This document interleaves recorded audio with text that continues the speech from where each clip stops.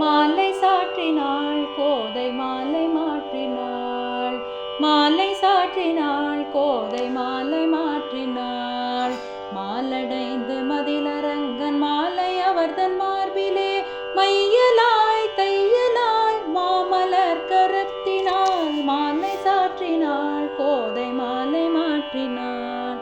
ரங்கராஜனை அன்பர் தங்கள் நேசனை ஆசை கூறி பூசுரர்கள் பேசி மிக்க வாழ்த்திட அன்புடன் இன்பமாய் ஆண்டாள் கரத்தினாள். மாலை சாற்றினாள் கோதை மாலை மாற்றினாள்.